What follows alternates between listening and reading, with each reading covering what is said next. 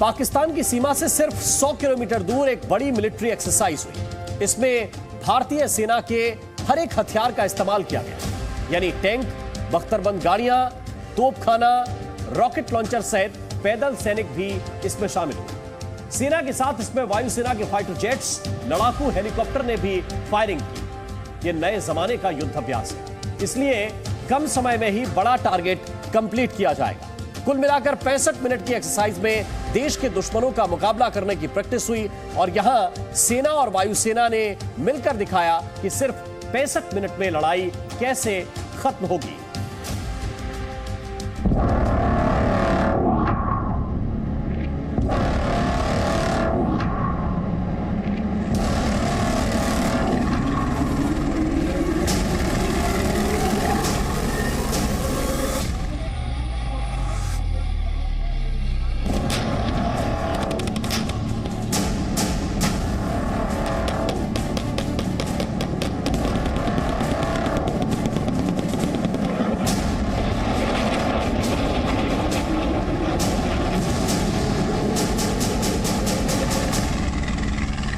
अब जो भी युद्ध होंगे वो बहुत कम समय के लिए लड़े जाएंगे। कार्रवाइयां बहुत तेज रफ्तार से होंगी और दुश्मन पर हर किस्म की भारी से भारी गोलाबारी की जाएगी।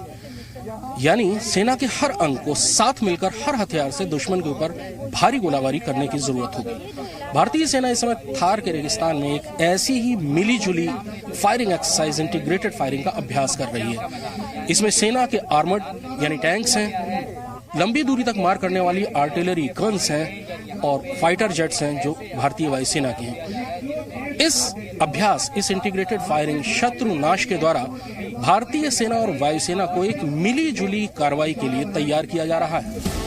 सिर्फ 65 मिनट में भारत के दुश्मन घुटनों पर बैठ जाएंगे।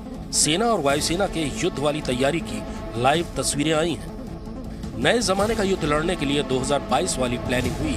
भारतीय सेना और वायुसेना तैयार है।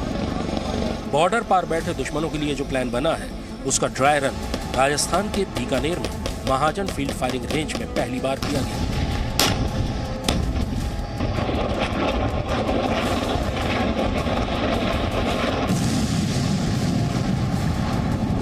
आज के जमाने में जो भी युद्ध लड़े जाएंगे वो बहुत कम समय के लिए होंगे। कार्रवाइयां बहुत तेज रफ्तार से होगी और दुश्मन के ऊपर भारी से भारी गोलाबारी की जाएगी। और इस युद्ध में सेना के हर अंग को एक साथ भाग लेना होगा। भारतीय सेना इस समय थार के रेगिस्तान में जिस इंटीग्रेटेड फायरिंग का अभ्यास कर रही है उसमें भारतीय सेना और वायुसेना की हर किस्म की फायर पावर का इस्तेमाल किया जा रहा है। इसमें भारतीय सेना के टैंक्स हैं, लंबी दूरी तक भारी गोलाबारी करने वाली आर्टिलरी गन्स हैं, सैनिकों को तेज रफ्तार से मैदान जंग तक ले जाने के लिए इन्फेंट्री कॉम्बैट व्हीकल्स हैं, बख्तरबंद गाड़ियां हैं और लड़ाकू हेलीकॉप्टर्स हैं और साथ में फाइटर जेट्स हैं जो भारतीय वायुसेना के हैं। इस किस्म की कार्रवाइयां आज के जमाने के युद्ध के लिए बहुत जरूरी है क्योंकि युद्ध बहुत कम वक्त के लिए ही लड़े जा सकते हैं। अगर कभी युद्ध की नौबत आई तो भारतीय सेना 65 मिनट वाले फॉर्मूले से दुश्मनों को खत्म करेगी। सबसे पहले 20 मिनट तक भारतीय वायुसेना का अटैक होगा।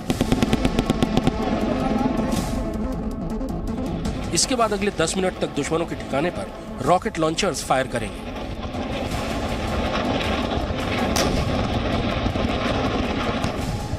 फिर इसके बाद यानी सिर्फ 2 मिनटों में ही शत्रु के इलाके में इन्फेंट्री यानी पैदल सैनिक कब्जा कर लेंगे।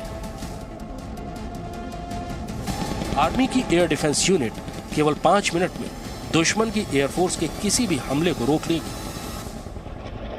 इसके बाद मिसाइलों और K9 वज्र सेल्फ प्रोपेल्ड हॉविट्जर की मदद से 15 मिनट तक दुश्मन पर नॉन स्टॉप फायरिंग होगी। सबसे आखिर में स्ट्राइक फोर्स की मदद से दुश्मनों का सिर्फ 5 मिनट में ही नामो निशान मिटा दिया जाएगा।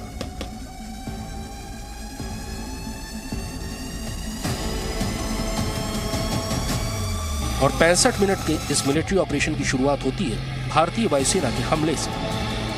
जमीन पर भारतीय सेना के सैनिक हैं और हवा में वायुसेना के लड़ाकू हेलीकॉप्टर और फाइटर जेट्स। बैटलफील्ड पर 2 अटैक हेलीकॉप्टर आए, रुद्र और अपाचे, और इन दोनों ने मिलकर रणभूमि को आग और धुएं के गुबार में बदल दिया।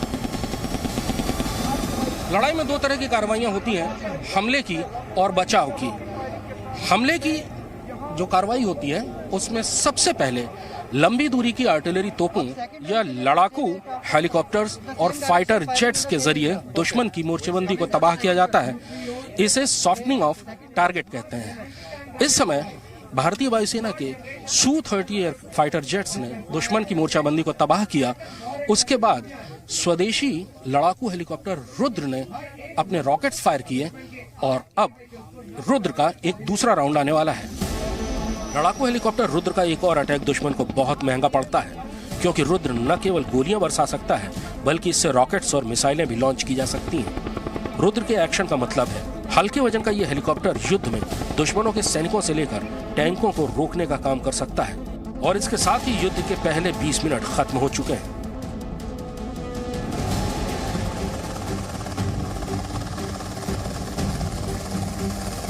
स्वदेशी रुद्र का साथ देने के लिए अपाचे हेलीकॉप्टर भी मौजूद है। इसने रॉकेट और मेन गन की मदद से नॉन स्टॉप अटैक किया। अपाचे के अनगाइडेड रॉकेट ने कम दूरी वाला अटैक किया और दूर मौजूद टैंक को टारगेट किया हेलफायर मिसाइल। इसी मिसाइल की वजह से युद्ध के मैदान में टैंक अपाचे से बहुत घबराते हैं, क्योंकि अपाचे की एंट्री होते ही दुश्मन के टैंक और बख्तरबंद गाड़ियों का काउंटडाउन शुरू हो जाता है। दुश्मन की मोर्चाबंदी को कमजोर करने के लिए पहले हवाई हमला किया गया और अब बारी है लंबी दूरी तक मार करने वाली आर्टिलरी गन्स और मल्टी बैरल रॉकेट लॉन्चर्स की। सबसे पहले multi barrel rocket launcher Grad action में आया। ग्रैड 40 रॉकेट एक बार में फायर करता है, एक के बाद एक। ये 30 सेकंड के अंदर 40 रॉकेट फायर कर सकता है। यहाँ पर 4 ग्रैड्स ने 10-10 रॉकेट फायर किए, जिससे दुश्मन की मोर्चाबंदी को कमजोर किया जा सके। और अब दुश्मन की मोर्चाबंदी पर लंबी दूरी तक मार करने वाली तोपों का हमला शुरू हो गया है। इस हमले में 155 मिलीमीटर की सारंग तोप और 105 मिलीमीटर की इंडियन फील्ड गन्स का इस्तेमाल किया जा रहा है। तोपें हमेशा लड़ाई में सबसे पीछे होती हैं, क्योंकि इनकी रेंज बहुत ज्यादा होती है। केवल कुछ ही सेकंड में ग्रैड का सारा बारूद दुश्मनों पर बरस गया। ये मल्टी बैरल रॉकेट लॉन्चर आसानी से किसी भी लोकेशन में तैनात हो सकते हैं। किसी आर्टिलरी गन के मुकाबले ज्यादा तेजी से दुश्मन पर रॉकेट बरसा सकते हैं।